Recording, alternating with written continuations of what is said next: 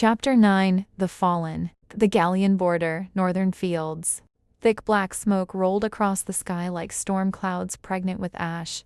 The once golden sea of wheat that had stretched to the horizon now roared with unnatural fury, flames leaping from stalk to stalk as if the fields themselves were screaming. The air tasted of scorched grain and terror. Tsar Valerius Dragomir sat motionless atop his massive warhorse. Blood Reaver, a beast as black as midnight, and armored in spiked barding. The Tsar's own crimson plate armor gleamed beneath the firelight, the draconic sigil of House Duralumir etched in gold across his chest. His iron-gray hair whipped in the hot wind, and his eyes cold, predatored, ever left the inferno. A desperate Gallian farmer burst from the burning rows, his clothes already smoldering. He was middle-aged, broad-shouldered from years of honest labor, but now he looked like a broken man. In one hand he clutched a small scythe, more tool than weapon. He ran straight toward the draconian line, waving his free arm wildly. "Mercy! For the love of the gods, mercy!" he screamed, voice cracking with smoke and fear. "My wife, my daughters are in the village. They've done nothing. Spare them." Two draconian riders peeled away from the formation without a word, their lances lowered in perfect unison. The farmer's eyes widened in final realization. "Please." The first lance took him through the chest. The second rider wheeled past and slashed downward with a curved saber, nearly severing the man's head. His body crumpled into the burning wheat like a discarded rag, quickly swallowed by the flames. Prince Ivan, the Tsar's second son, rode up beside his father. His own black and crimson armor was already streaked with blood and soot. At 24, he had his father's sharp features, but carried a restless hunger in his movements. A fresh cut across his cheek still wept. "The first 3 villages have been taken." "Father," Ivan reported, his voice steady despite the carnage. "Their granaries are ours.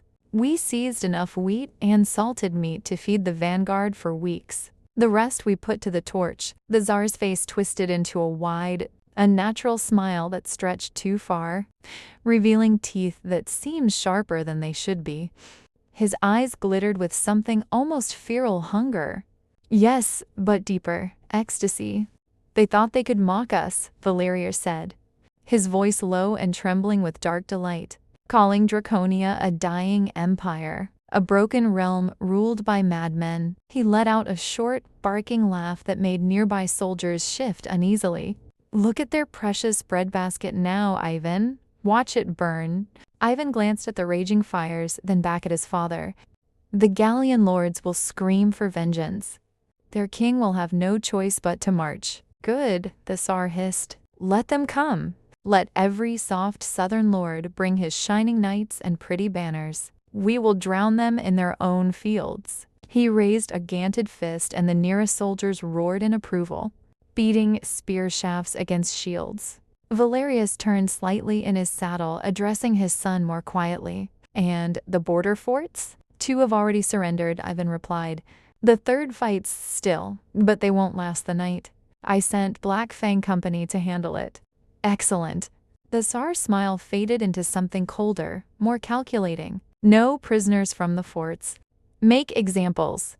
I want the next garrison to open their gates the moment they see our banners." High above the battlefield, far beyond mortal sight, Enkidu floated among the churning clouds. His form was tall and regal, skin like burnished bronze, with long obsidian hair drifting as if underwater. Violet eyes glowing with ancient power watched the slaughter below like a connoisseur, savoring fine wine. A slow, satisfied smile spread across his face. "One war started," he whispered to the wind, his voice carrying no sound yet echoing through the ether. "And already the mortals are feeding me." He extended a hand, and tendrils of faint crimson energy rose from the battlefield. Fear, rage, despair curling upward like smoke to be absorbed into his palm. The taste was exquisite. Enkidu turned his gaze south, toward the fertile heartlands of Gallia. Then further north toward the mist-shrouded spires of the high elven kingdoms. Soon, he murmured, voice laced with centuries of patience and cruelty, they will all burn. Every kingdom, every throne, every prayer. And when the world is nothing but ash and screams, they will remember the name Enkidu. Below, another village bell tower collapsed in a shower of sparks. The draconian war drums began to beat once more, deep and relentless, echoing across the ruined fields, like the heartbeat of something ancient and ravenous. The invasion had only just begun.